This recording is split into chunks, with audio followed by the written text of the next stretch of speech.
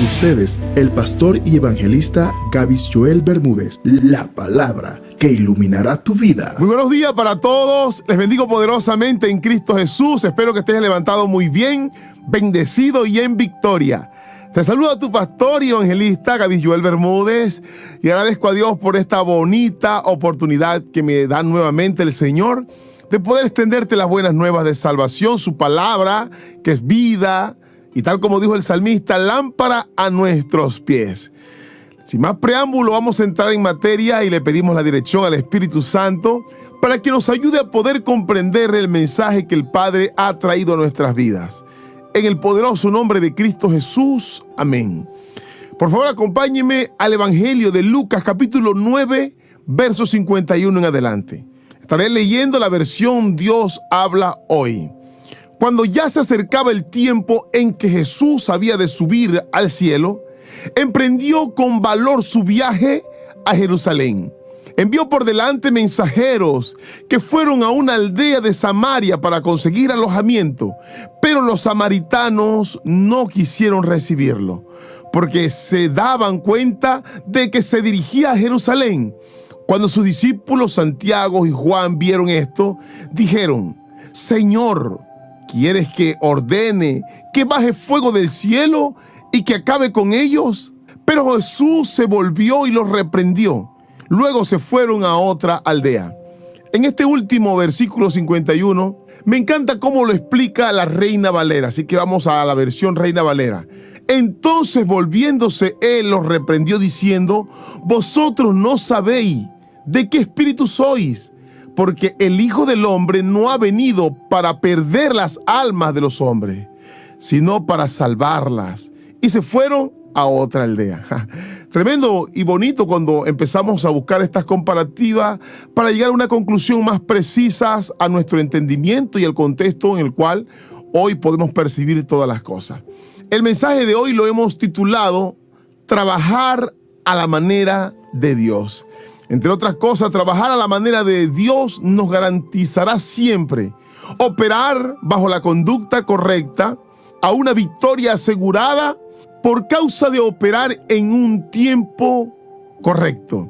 El mismo Salomón, bajo toda su sabiduría, nos dice en el libro de Eclesiastés que debajo del sol todo tiene su tiempo y todo tiene su hora.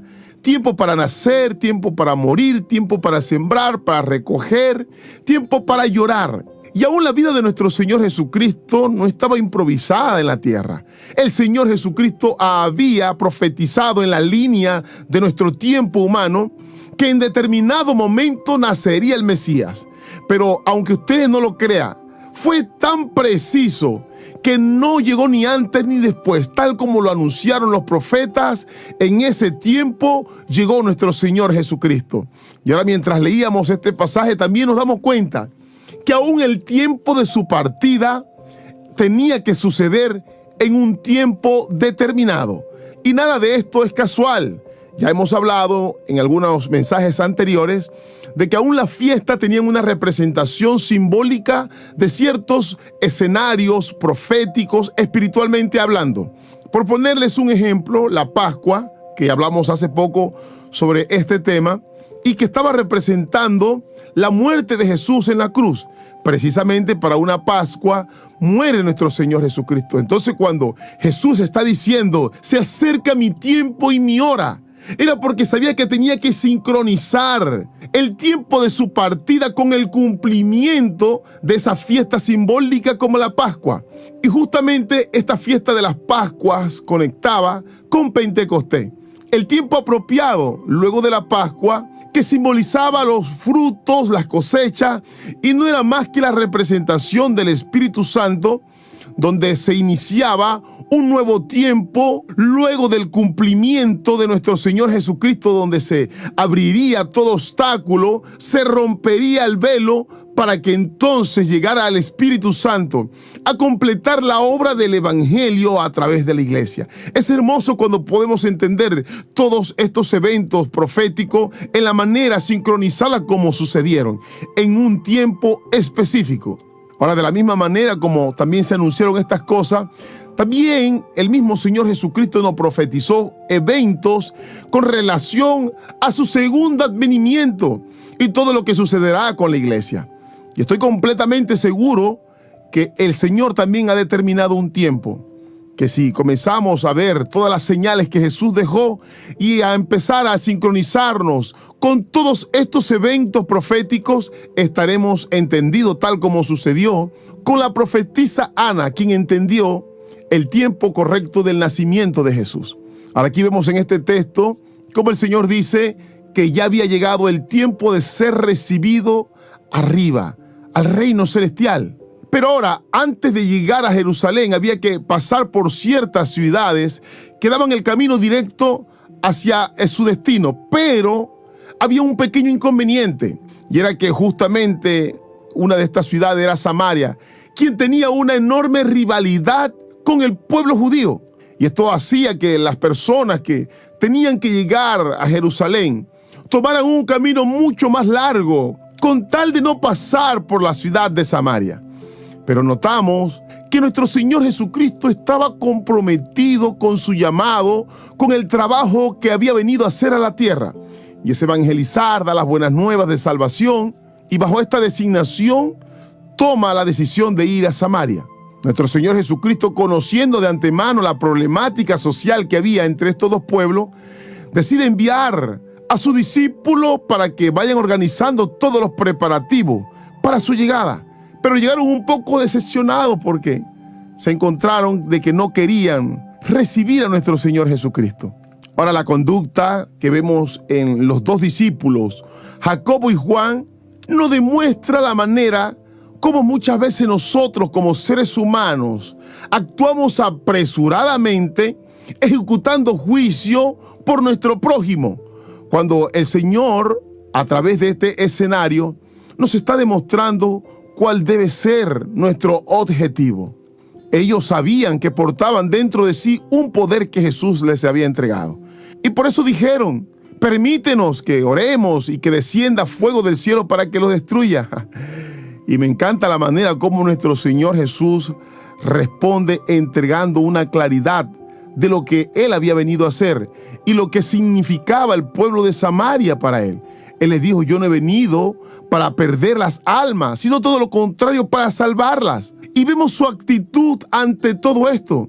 No peleó, no refutó la respuesta de los samaritanos, sino que fueron a otra aldea. Ahora, al desarrollo de los siguientes libros y cartas, podemos entender realmente la manera como trabaja nuestro Padre Dios. Y es a través de su misericordia enorme. Y aunque muchas veces nosotros le rechacemos, Él no está dispuesto a renunciar a nosotros. Por eso creo que la recomendación de nuestro Padre es a que podamos entender sus planes y la manera como Él opera, para que nosotros actuemos bajo su lineamiento, sus ordenanzas y su corazón. No conforme a nuestras perspectivas y a nuestras conclusiones, porque seguramente no pueden estar entendiendo la voluntad del Padre. Acordémonos que ya hablamos desde el principio, que todo ocurre conforme al plan de Dios y en su tiempo. Jesús sabía que llegaría el tiempo en el cual operaría en este pueblo específicamente. Ahora, como un dato extra, quiero que sepa que este pueblo samaritano era una mezcla entre judíos y gentiles. Y cuando leemos la historia de la samaritana, comprendemos que esa mujer, que ese pueblo estaba simbolizando al pueblo gentil, en el cual Dios tenía un propósito de salvación, al igual que su pueblo escogido Israel. Todo esto solamente le podemos dar un nombre, y es gracia y misericordia de Dios. Ahora podemos entender claramente que la intención de nuestro Señor Jesucristo al territorio samario era hacer entender de que ellos también hacían parte del plan divino y que todo estaba apuntando hacia la inclusión de los samarios en el reino de Dios, al igual que ha sucedido con usted y conmigo, querido amigo, que hemos recibido el favor de Dios en Jesucristo, tal como este escenario, para ser incluido en el propósito del reino de Dios, como un pueblo adquirido por Dios, dándonos un linaje real, título de nación santa. Ahora, detallando ciertos escenarios que ocurrieron después de lo que sucedía en este pasaje, podemos entender muy sutilmente de que los samaritanos estaban en el plan de Dios. ¿Se acuerdan de cuando el Señor puso el ejemplo del judío que no tuvo la capacidad de mostrar misericordia, pero que el samaritano tuvo una conducta diferente? Y aquí comenzamos a ver unos pequeños pincelazos de que ellos estaban en el plan y el lente del Padre. De hecho, para que usted pueda entender todo esto, vamos a desarrollarlo en el menor tiempo posible. Cuando vamos al libro de Hechos, capítulo 1, 8, Lucas nos anuncia algo que los apóstoles habían recibido cuando Cristo aún estaba con ellos, como una recomendación final.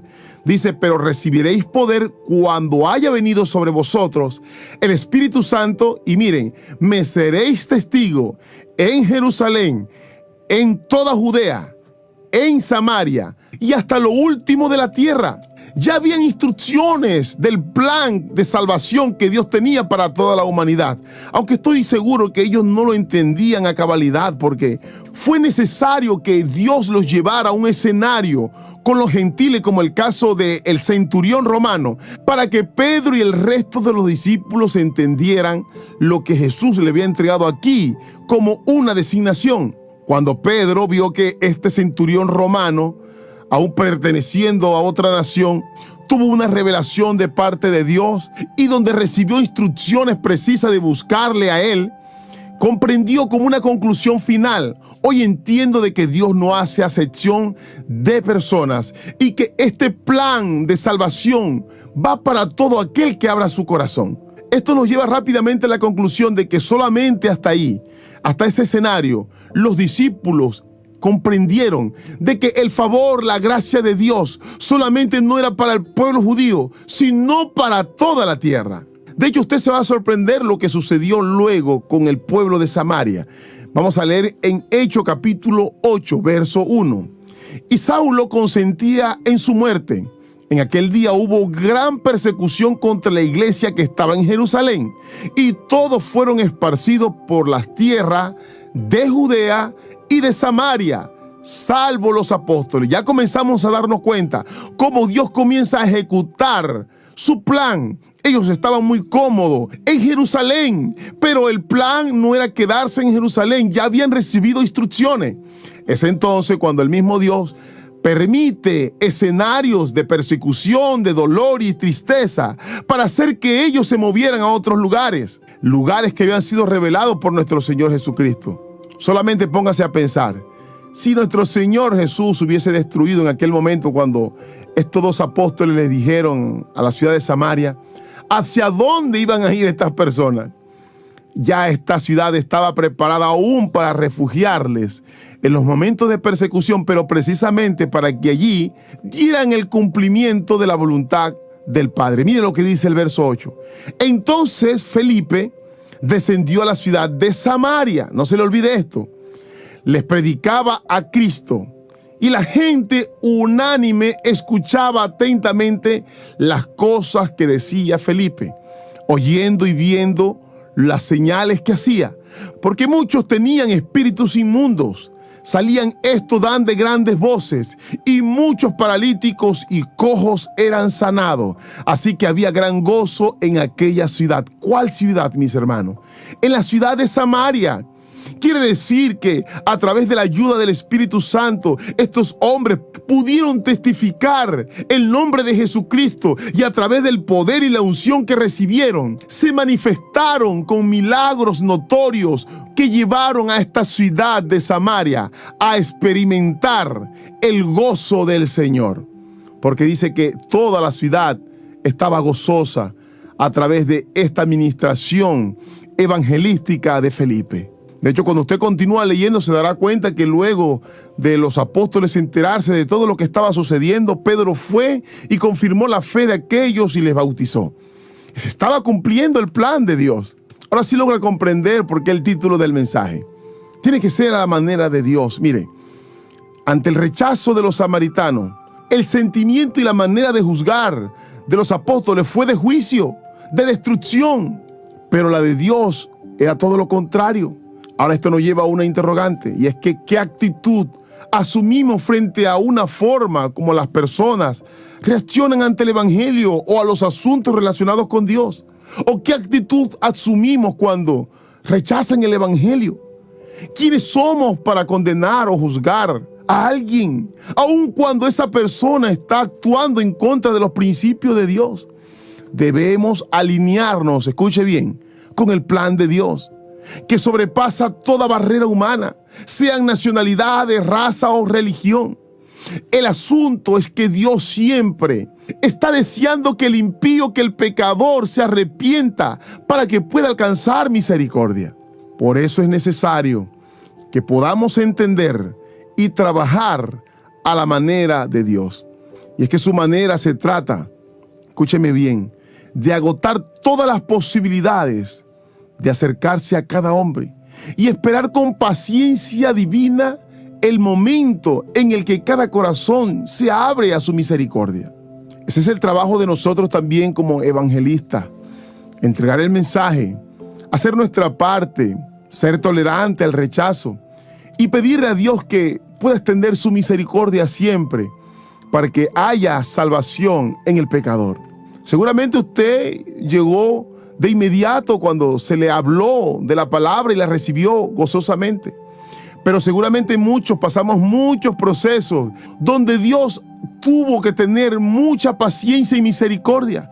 Pero aquí estamos, gozándonos en la gloria de Dios, tal como sucedió con la ciudad de Samaria. Espero que Dios haya hablado a su corazón y le haya dado entendimiento, comprensión de su palabra y sabiduría para entender un poco más el plan, el trabajo y la manera como Dios opera. Les bendigo grandemente y esto fue Lámpara a tus pies.